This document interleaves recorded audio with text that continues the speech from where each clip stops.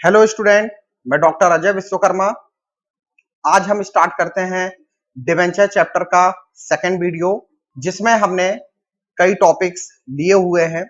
जिसमें हमारा first topic है ओवर सब्सक्रिप्शन। तो ओवर सब्सक्रिप्शन को समझ लेते हैं। जब कंपनी अपने डिवेंचर इशूड करती है तो उन डिवेंचर से ज्यादा एप्लीकेशन अगर कंपनी के पास पहुंच जाती है तो उस सिचुएशन को ओवर सब्सक्रिप्शन की सिचुएशन बोला जाता है। जैसे फॉर एग्जांपल कंपनी ने 10,000 डिवेंचर इशूड किए और कंपनी के पास एप्लीकेशन पहुंच गई हैं 12,000 डिवेंचर्स के लिए। तो यहां एक्सेस कितनी एप्लीकेशन आ चुकी है? 2,000 एप्लीकेशन आ चुकी है। इस 2,000 की जो एप्लीकेशन आई है, यही ओवर सब्सक्रिप्शन की प्रॉब्लम को जनरेट करती है। तो कंपनी इस एक्सेस एप्लीकेशन का क्या करे? तो कंपनी के पास तीन ऑप्शन है। फर्स्ट की जो 2000 डिवेंचर्स के लिए एप्लीकेशन आई है, कंपनी उन डिवेंचर्स होल्डर को उतना अमाउंट पे कर दे जो उन्होंने एप्लीकेशन के टाइम पे किया है। तो कंपनी यूज करती है, अगर कंपनी अपने डिवेंचर्स होल्डर को यह अमाउंट रिफंड करती है या रिटर्न करती है, तो ये होता है फर्स्ट ऑप्शन, रिजेक्शन और रिटर्न का। सेकेंड ऑप्शन है कि जो एक्स्ट्रा एप्लीकेशन आई हुई है, मींस 2000 डिवेंचर्स की, कंपनी उनको प्रोराटा अलॉटमेंट देकर उनका जितना भी एक्सेस अमाउंट कंपनी के पास जमा हुआ है वो अलॉटमेंट या कॉल में एडजस्ट कर सकती है। और थर्ड ऑप्शन है कि कुछ पैसा वो रिजेक्ट कर दे, मींस रिफंड कर दे, कुछ डिवेंचर्स को वो रिजेक्ट कर दे और उनका अमाउंट रिटर्न कर दे, या कुछ उसमें से प्रोराटा अलॉटमेंट करे, मींस कुछ को कम डिवेंचर्स देकर उनका जितना भी एक्सेस अमाउंट कंपनी के पास जमा है उसको वो अलॉटमेंट और कॉल में एडजस्ट करे। अब अगर कंपनी उन 2000 डिवेंचर्स का पैसा लौटाती है तो कंपनी अपनी जर्नल एंट्री में क्या चेंज करेगी? ओवर सब्सक्रिप्शन का पूरा जो एडजस्टमेंट है नंबर 2 नंबर की एंट्री के साथ किया जाता है। और नंबर 2 की एंट्री जो होती है हमारी, debenture application account debit to debentures account वाली जो एंट्री है हमारी, उसी एंट्री में आपको पूरा का पूरा ओवर सब्सक्रिप्शन का जो टॉपिक है वो एडजस्ट करना है। तो हमारी जो एंट्री है वो debenture application account debit to debentures account है।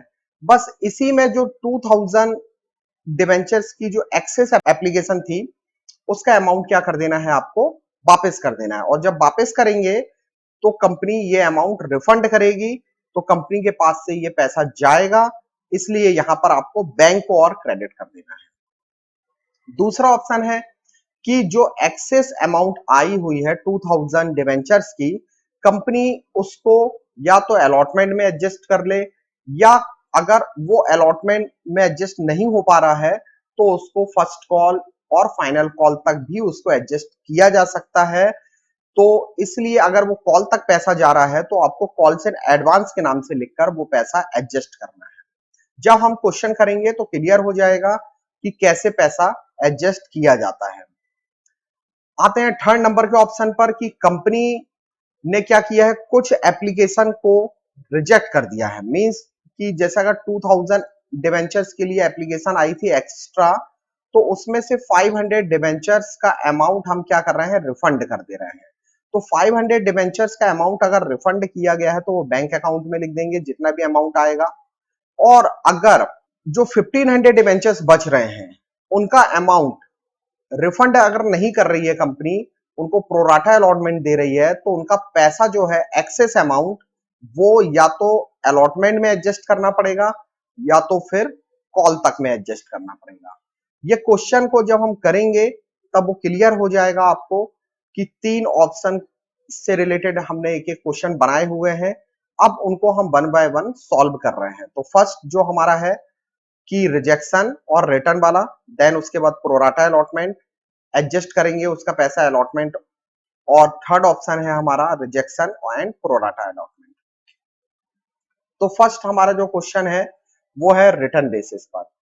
एक्स लिमिटेड ने क्या किया, 30,000 डिवेंचर इशूड किए हैं और एक डिवेंचर्स की प्राइस है 10 रुपीज। तो हमने यहाँ 30,000 नंबर ऑफ डिवेंचर इशूड के कॉलम में लिख लिए हैं। एप्लीकेशन हो गई, अलॉटमेंट हो गई, फर्स्ट एंड फाइनल कॉल। तीन यहाँ इंस्टॉलमेंट कंपनी दे रही है। पहली है एप्लीकेशन जहां 4 रुपीज कंपनी कॉल कर रही है, 3 रुपीज का है अलॉटमेंट पर और 3 रुपीज का है फर्स्ट एंड फाइनल कॉल पर। तो 30,000 का मल्टीप्लाई किया 4 के साथ तो 1,20,000 आ गया। इतना ही अमाउंट कंपनी को यहां पर भी मिलना चाहिए, बैंक के कॉलम में भी आना चाहिए, लेकिन ऐसा हुआ क्यों नहीं? क्योंकि कंपनी ने 30,000 डिवेंचर्स इशूड किए हैं, लेकिन कंपनी के पास एप्लीकेशन पहुंच चुकी है 35,000 डिवेंचर्स के लिए। तो जब इतने डिवेंचर्स की एप्लीकेशन पहुंचेगी तो एप्लीकेशन फीस क्या है एक डिवेंचर्स पर? 4 रुपीज, जो कि कंपनी एडवांस में लेती है। तो 35,000 डिवेंचर्स इंटू 4 के हिसाब से कंपनी को यहां अमाउंट मिलेगा 1,40,000, जबकि मिलना चाहिए था 1,20,000। तो एक्स्ट्रा कितना अमाउंट मिल गया है? एक्स्ट्रा मिल गया है 20,000। तो उस 20,000 रुपीज का कंपनी क्या करे? तो कंपनी तीन ऑप्शन में से कोई भी ऑप्शन यूज कर सकती है। तो कंपनी ने कौन सा ऑप्शन यूज किया है? कंपनी ने यूज किया है कि ये जितना भी एक्सेस अमाउंट है, जो 5,000 डिवेंचर्स की एक्स्ट्रा एप्लीकेशन आई हुई थी, उस अमाउंट को कंपनी रिजेक्ट करने का ऑप्शन चूज कर रही है। तो रिजेक्ट करने का मतलब है जो एक्स्ट्रा अमाउंट आया है 20,000 रुपीज, ये 20,000 कैसे आया है? अब 5,000 डिवेंचर्स के लिए एक्स्ट्रा है, तो उसका मल्टीप्लाई 4 में जब आप करेंगे ना तो ये 20,000 में कन्वर्ट हो जाएगा। और आप चाहे तो यहाँ 1,40,000 से 1,20,000 माइनस करने के बाद भी ये अमाउंट फाइंड कर सकते हैं। तो 20,000 रुपीज में है और 5,000 डिवेंचर्स में है। तो 5,000 डिवेंचर्स का अमाउंट कंपनी ने क्या कर दिया? रिजेक्ट कर दिया। रिजेक्ट कर दिया मतलब ये पैसा कंपनी अपने पास नहीं रखेगी, पूरा का पूरा पैसा उन डिवेंचर्स होल्डर को वापस करेगी। बाकी यहाँ पर कोई भी चेंजेस नहीं आएगा। 30,000 इंटू 3 का मल्टीप्लाई करेंगे तो 90,000 आ जाएगा। ये 90,000, यहाँ पर भी 90,000, 90,000। अब हमें एंट्री नंबर 1 बनानी है। तो एंट्री नंबर 1 है हमारी ये वाली, बैंक वाली। तो बैंक क्या हो जाएगा? डेबिट हो जाएगा, और क्रेडिट क्या हो जाएगा? एप्लीकेशन हो जाएगा। तो एंट्री बन जाएगी हमारी bank account debit to debenture application account, और उसमें अमाउंट हमको कितना लिखना है? 1,40,000 लिखना है। लेकिन हमने सिर्फ यहाँ एक ही एंट्री बनाई है, नंबर 2 की एंट्री, क्योंकि हमें ओवर सब्सक्रिप्शन का टॉपिक देखना है। ओवर सब्सक्रिप्शन का टॉपिक जो है वो नंबर 2 की ही एंट्री के साथ किया जाता है। डिवेंचर एप्लीकेशन अकाउंट डेबिट, क्योंकि हमारी सेकंड नंबर की एंट्री है, डिवेंचर्स क्या हो जाएगा? क्रेडिट हो जाएगा, और डिवेंचर एप्लीकेशन डेबिट हो जाएगा। तो debenture application account debit to debenture account, sorry ये कैपिटल आ गया है, कैपिटल नहीं होगा। अब जो हमारी एंट्री है debenture application account debit to debentures account, यहीं पर आपको क्या करना है? बैंक अकाउंट और क्रेडिट कर देना है। क्यों? क्योंकि कंपनी ये जो 20,000 रुपीज है ना, ये कंपनी क्या करने वाली है? रिफंड करने वाली है। रिफंड करेगी तो पैसा जाएगा कंपनी के पास से, इसलिए यहां पर क्या हो जाएगा? बैंक को कंपनी और क्रेडिट कर देगी, कि उस कंडीशन पर कि जब कंपनी है ना, एक्सेस जो भी एप्लीकेशन आई हुई है उसका पैसा जो है वो क्या करने वाली है? यूटिलाइज करेगी। कहां पर? अलॉटमेंट। जैसे किर्लोस्कर लिमिटेड ने 20,000 क्या किए हैं? डिवेंचर इशूड किए हैं। 5% इंटरेस्ट रेट होगा, और 10 रुपीज का एक डिवेंचर्स है। 4 रुपीज उसने एप्लीकेशन पर कॉल किया है, 3 रुपीज अलॉटमेंट पर है, और 3 rupees first and final call पर है। तो ऐसा जब आप इनका टोटल करेंगे तो 4 प्लस 3 प्लस 3 तो इक्वल टू हो जाएगा 10। एप्लीकेशन जो रिसीव हुई है कंपनी को वो 25,000 डिवेंचर्स के लिए एप्लीकेशन आ चुकी है, जबकि कंपनी ने कितने डिवेंचर इशूड किए हैं? 20,000। 3 इंस्टॉलमेंट हमने यहाँ 1 बाय 1 लिख लेना है। नंबर ऑफ डिवेंचर्स 20,000 हो गए, वो लिख लेना है हमको। 4 रुपीज एप्लीकेशन पर है, 3 अलॉटमेंट पर है, 3 फर्स्ट एंड फाइनल कॉल पर है। तो जब हम 20,000 का 4 से मल्टीप्लाई करते हैं तो 80,000 रुपीज आता है। लेकिन एप्लीकेशन कितनी आ चुकी है? 25,000 आ चुकी है।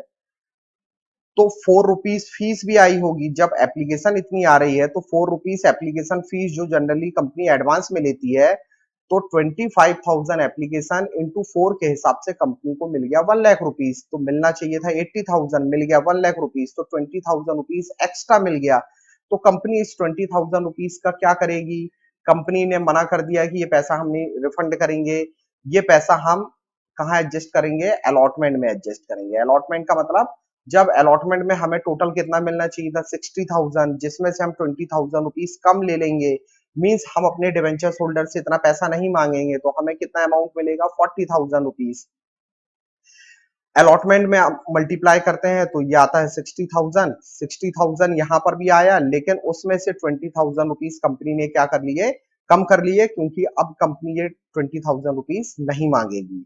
तो कंपनी को फाइनली कितना मिलेगा, 40,000 रुपीज मिलेगा। और यहाँ पर 20,000 रुपीज जो ये था वो कंपनी ने बता दिया कि ये हमने एडजस्ट कर लिया है, और बाकी यहाँ 60,000 रुपीज आ जाएगा, यहाँ 60,000 रुपीज आ जाएगा। अब हम इसकी जर्नल एंट्री पर आते हैं, तो जर्नल एंट्री कैसे बनेगी पहले वो समझ लेते हैं। फर्स्ट नंबर की एंट्री क्या है, बैंक अकाउंट क्या हो जाएगा, डेबिट हो जाएगा, और क्रेडिट क्या हो जाएगा, एप्लीकेशन। तो एप्लीकेशन क्रेडिट हो जाएगा और बैंक डेबिट हो जाएगा, कितने अमाउंट से, 1 लाख रुपीज से।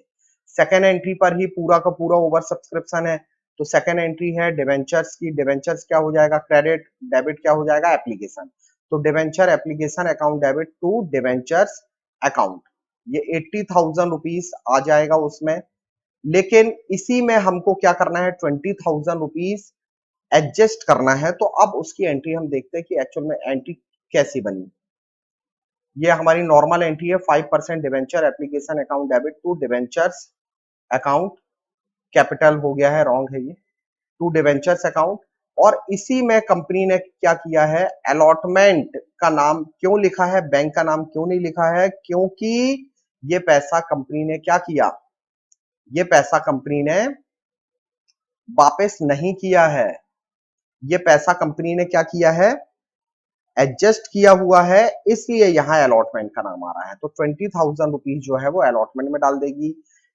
डिवेंचर्स में कितना अमाउंट डालेगी, वो 80,000 रुपीज, और दोनों का जो सम है वो 1 लाख रुपीज आ जाएगा। फिर जो फोर्थ नंबर की एंट्री बनेगी, उसमें कंपनी क्या करने वाली है, केवल है ना जो उसको फाइनल अमाउंट मिलेगा, फाइनल अमाउंट आप देखोगे तो 40,000 रुपीज ही मिल रहा है। 20,000 रुपीज ऑलरेडी वो एडवांस में यहाँ ले चुकी है, जो ऑलरेडी वो सेकेंड एंट्री में शो कर चुकी है। तो अब वो फोर्थ एंट्री में जो 20,000 रुपीज है उसको शो नहीं करेगी, फाइनल कितना अमाउंट शो करेगी, 40,000। तो अब जो एंट्री है हमारी, bank account debit to 5% debentures allotment account, उसमें अमाउंट कितना आएगा, 40,000 रुपीज। अब थर्ड ऑप्शन में आ जाते हैं कि कुछ रिफंड कर दे और कुछ एडजस्ट कर ले। तो एक्स लिमिटेड ने क्या किया, 30,000 क्या किए हैं, डिवेंचर इशूड किए हैं, 8% उस पर इंटरेस्ट पे करने वाली है, 10 रुपीज का एक डिवेंचर है, तो 30,000 इंटू 10 करते हैं तो 3 लाख रुपीज का लोन लेने वाली है कंपनी। इस 10 रुपीज को कंपनी ने चार पार्ट में, सॉरी 3 पार्ट में डिवाइड कर दिया है। एप्लीकेशन है, अलॉटमेंट है, और फर्स्ट एंड फाइनल कॉल में है। 3 इंस्टॉलमेंट दे रही है कंपनी, तीनों इंस्टॉलमेंट को हमें 1 बाय 1 यहाँ लिख लेना है। नंबर ऑफ डिवेंचर्स लिखने हैं 30,000 30,000 30,000। 4 रुपीज एप्लीकेशन पर है, 3 रुपीज अलॉटमेंट पर है, 3 rupees first and final call पर है। तो 30,000 इंटू 4 इक्वल टू 1,20,000 रुपीज, ये आ गया। अब यहाँ पर 35,000 डिवेंचर्स के लिए एप्लीकेशन आई है, आप देखेंगे तो यहाँ पर 35,000 डिवेंचर्स के लिए टोटल एप्लीकेशन रिसीव हुई है, जबकि इशूड कितने किए थे, इशूड किए थे हमने 30,000, तो एक्स्ट्रा कितनी आ चुकी है, 5,000 डिवेंचर्स के लिए एप्लीकेशन आ चुकी है। तो 35,000 के लिए जब एप्लीकेशन आएगी तो एप्लीकेशन फीस भी आई होगी, तो एप्लीकेशन फीस है 4 रुपीज पर डिवेंचर्स, तो हमने यहाँ पर 4 का मल्टीप्लाई किया 35,000 में, तो 1,40,000 रुपीज मिला, मिलना चाहिए था 1,20,000, मिल रहा है 1,40,000, तो 20,000 रुपए जो है 20,000 रुपीज वो एक्स्ट्रा आ चुका है, ये बैलेंस बन चुका है। तो कंपनी के पास एक्सेस एप्लीकेशन कितनी आई है डिवेंचर्स में, वो आई है 5,000, क्योंकि 30,000 डिवेंचर्स इशूड किए थे, एप्लीकेशन मिली है 35,000 डिवेंचर्स के लिए, तो 5,000 डिवेंचर्स की एप्लीकेशन ज्यादा आई हुई है। तो उसमें से कंपनी ने ना क्या किया है, रिजेक्ट कर दिए हैं 1,000 डिवेंचर्स। तो 5,000 की जो एक्सेस एप्लीकेशन थी उसमें से 1,000 डिवेंचर्स होल्डर को कोई भी डिवेंचर्स नहीं दिए कंपनी ने। और बाकी जो 4000 डिवेंचर्स बचेंगे उनको प्रोराटा अलॉटमेंट किया जाएगा। मींस कम कम डिवेंचर्स देकर उनको मना लिया जाएगा। लेकिन जिनको मना नहीं पाए हैं, मींस जिनको बिल्कुल स्ट्रिक्टली मना कर दिया कि हम आपको एक भी डिवेंचर्स नहीं दे पाएंगे, और वो ऐसे डिवेंचर्स होल्डर हैं, वो हैं 1000 डिवेंचर्स होल्डर। तो अब कंपनी क्या करने वाली है, इन 1000 डिवेंचर्स होल्डर का पैसा तो रिफंड करना पड़ेगा कंपनी को। तो कंपनी क्या करेगी, 1000 डिवेंचर्स, और इन्होंने एप्लीकेशन फीस एडवांस में दी थी, इंटू 4 का मल्टीप्लाई करेंगे तो ये आ जाएगा 4000 रुपीज। तो 20,000 रुपीज में से 4000 रुपीज है ना कंपनी को वापस करने पड़ेंगे, और बाकी जो 16,000 रुपीज बचेगा कंपनी इसको वापस नहीं करेगी। इसको कंपनी है ना कहाँ एडजस्ट कर लेगी, अलॉटमेंट। अलॉटमेंट में देखो 30,000 इंटू 3 इक्वल टू 90,000 मिलना चाहिए था, लेकिन जो 16,000 रुपीज है कंपनी यहाँ कम कर लेगी, अपने डिवेंचर होल्डर से नहीं लेगी। तो कंपनी को फाइनल यहाँ कितना मिलेगा, 74,000 रुपीज यहाँ पर मिलेगा, और बाकी फर्स्ट एंड फाइनल कॉल पर 90,000 रुपीज आ जाएगा। अब हम इसकी एंट्री देखते हैं। तो फर्स्ट बैंक अकाउंट क्या हो रहा है, डेबिट हो रहा है, 1,40,000 से डेबिट हो जाएगा, और एप्लीकेशन क्रेडिट हो जाएगी 1,40,000 से।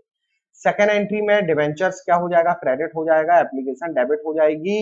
इसी एंट्री में हमें क्या करना है, चेंजेस करना है, क्योंकि कंपनी ने अमाउंट क्या किया है, वापस किया हुआ है। तो कुछ अमाउंट वापस किया है इसलिए बैंक भी आएगा इसी में, और कुछ अमाउंट जो है अलॉटमेंट में एडजस्ट हुआ है इसलिए अलॉटमेंट भी आएगा। तो एंट्री हमारी क्या है, 8% debenture application account debit to 8% debentures account. Debentures की वैल्यू तो 1,20,000 है, 4,000 रिफंड कर दिए हैं, और 16,000 रुपीज अलॉटमेंट में एडजस्ट किए हैं।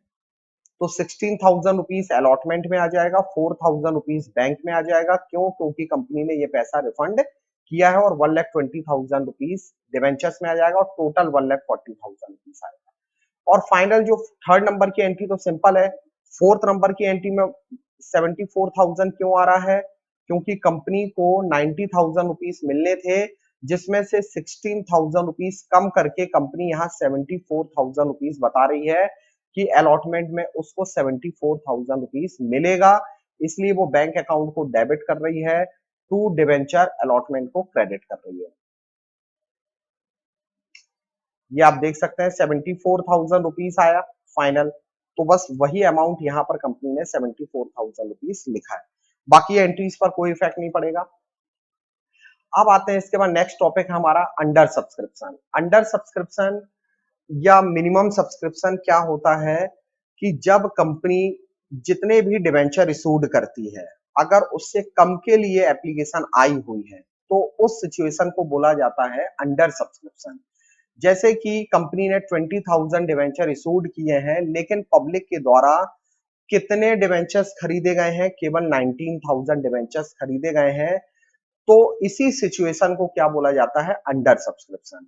तो अंडर सब्सक्रिप्शन में अकाउंटिंग ट्रीटमेंट कैसे होता है, क्वेश्चन कैसे सॉल्व करते हैं, तो हम है ना इस 19,000 जो डिवेंचर्स हैं इनको लेकर हमें क्वेश्चन सॉल्व करना होता है। मींस इसी में हम एप्लीकेशन, इसी में हम अलॉटमेंट, और इसी में फर्स्ट और फाइनल कॉल की फीस का मल्टीप्लाई करते हैं। 20,000 डिवेंचर्स इशूड जरूर किए थे, लेकिन एप्लीकेशन आई है इतने 19,000 डिवेंचर्स के लिए, तो इतने ही डिवेंचर्स हमारे मार्केट में बिके हैं, तो इनसे ही हमारे पास अमाउंट आएगा।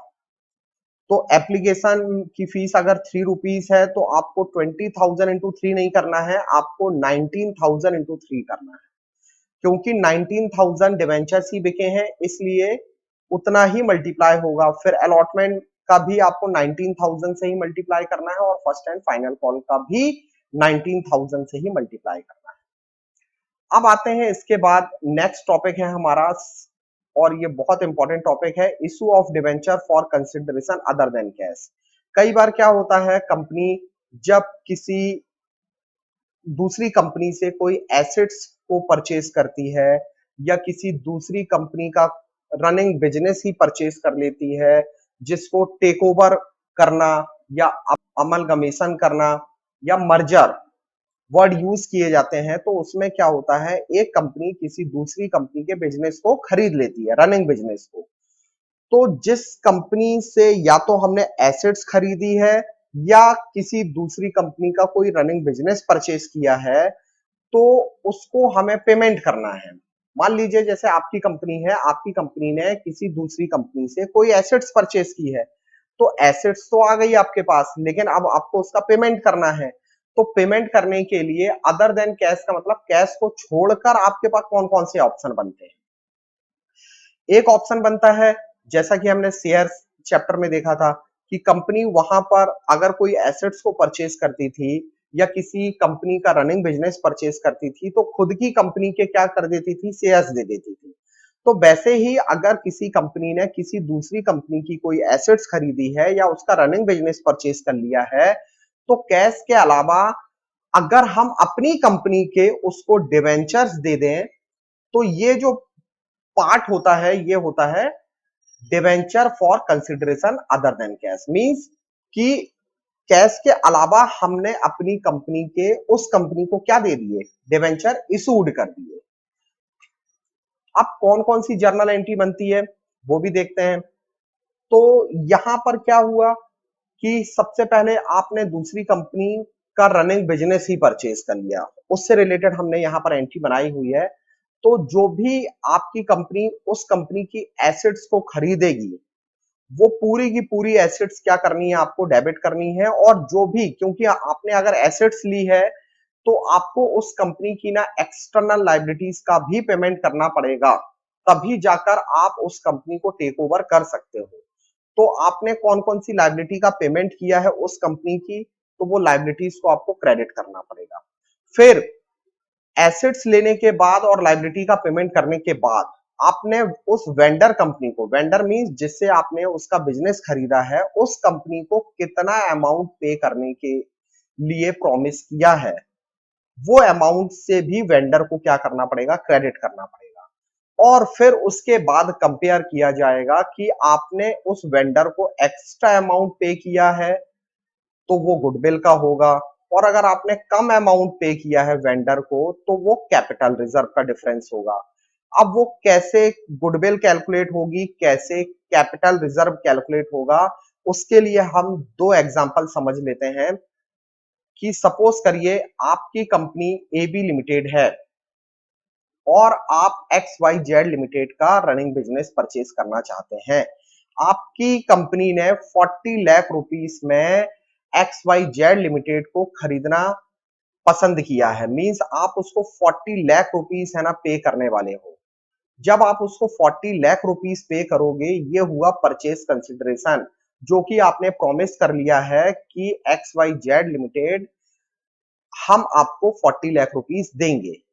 अब इस 40 लाख रुपीस में हमें आपकी कंपनी से कौन कौन सी एसेट्स मिलने वाली है और हमें कौन कौन सी लाइबिलिटी का पेमेंट करने वाले हैं, वो हम देखेंगे।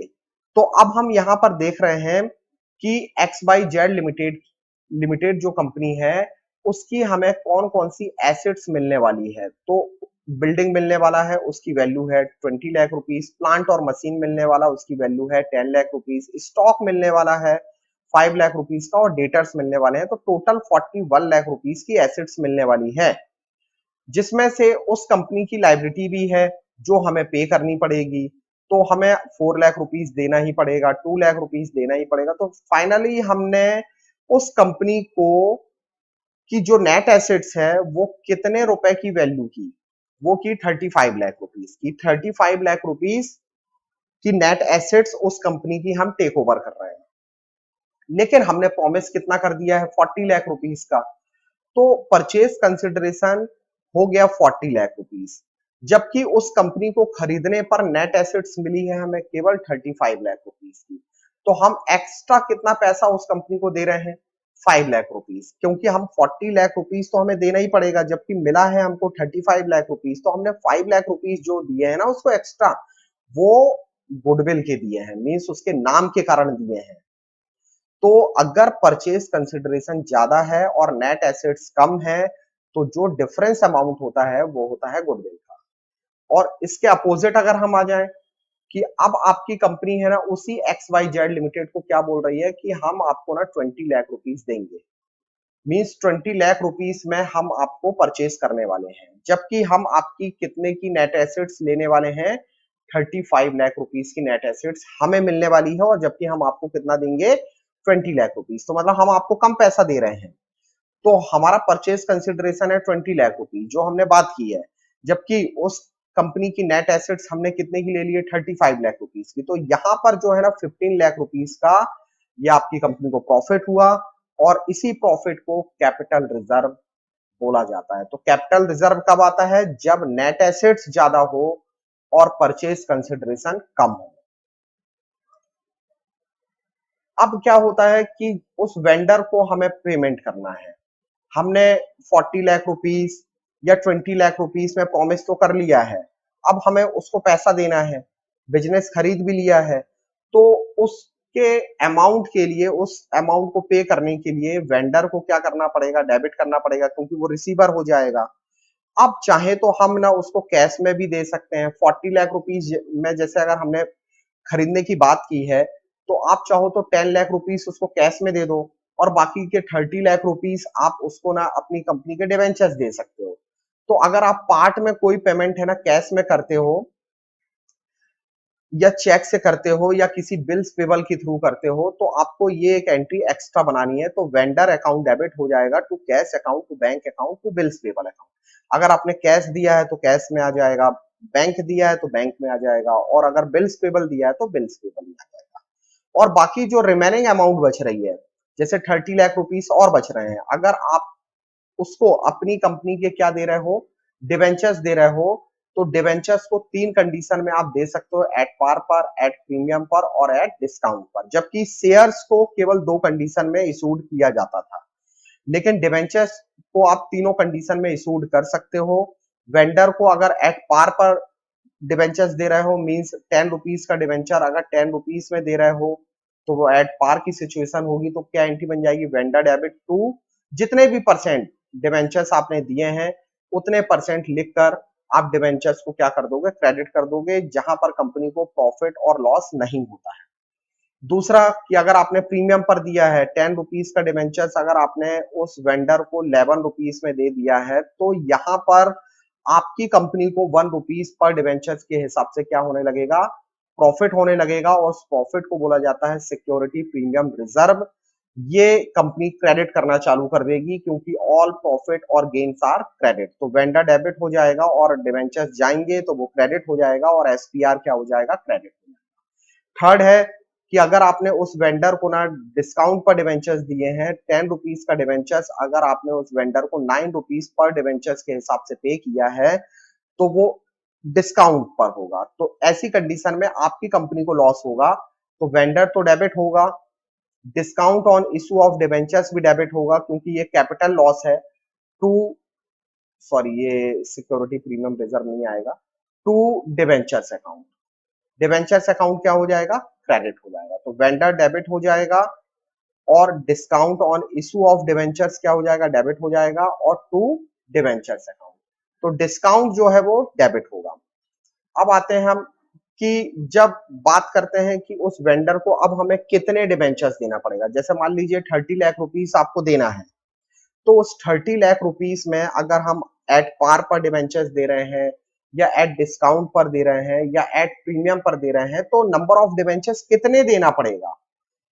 तो उस नंबर ऑफ डिवेंचर्स को कैलकुलेट करने के लिए एक फॉर्मूला होगा।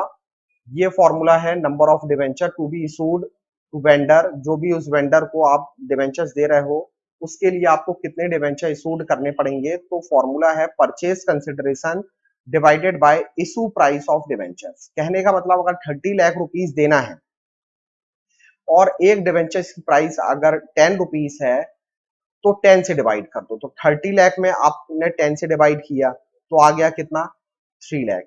तो 3 लाख डिवेंचर्स आपको अपनी कंपनी के देना पड़ेगा। ऐसे ही अब यहाँ पर तीनों कंडीशन में, जैसे कि यहाँ पर आप देख रहे हैं, सपोज एबीसी लिमिटेड ने क्या किया है, एक सन्ड्री एसेट्स परचेज कर ली है, उसकी वैल्यू है 3,80,000, और 3,80,000, और उसको आप अपनी कंपनी के डिवेंचर्स दे रहे हो, और आपकी कंपनी की एक डिवेंचर्स की वैल्यू है 100 रुपीज।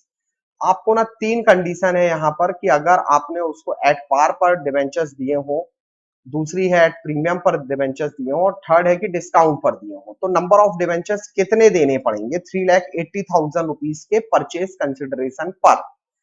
तो परचेज कंसिडरेशन का फॉर्मूला क्या है, purchase consideration sorry number of debentures calculate करने का फॉर्मूला क्या है, purchase consideration divided by issue price of debentures. तो परचेज कंसिडरेशन क्या हुआ 3,80,000 और इशू प्राइस ऑफ डिवेंचर क्या है, एक डिवेंचर्स की प्राइस क्या चल रही है 100 रुपीज चल रही है।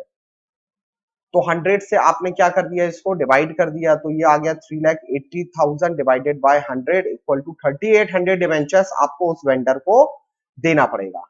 अगर हम प्रीमियम की बात करेंगे तो प्रीमियम में जो 100 रुपीज है, और प्रीमियम कितना परसेंट है 25%, तो जब आप 100 का 25% निकालोगे तो आ जाएगा 25 रुपीज।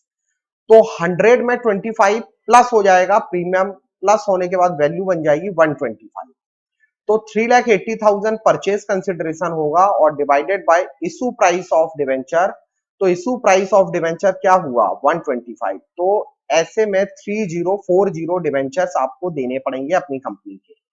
और जब डिस्काउंट होगा तो डिस्काउंट क्या है, एक डिवेंचर्स पर 5 रुपए है, तो 100 रुपए का डिवेंचर है, डिस्काउंट में उसकी वैल्यू कम हो जाएगी, इसलिए 9,500 रुपीज में आपको कितने डिवेंचर्स देने पड़ेंगे 3,80,000 रुपीज के बदले में आपको अपनी कंपनी के 4,000 डिवेंचर्स देने पड़ेंगे।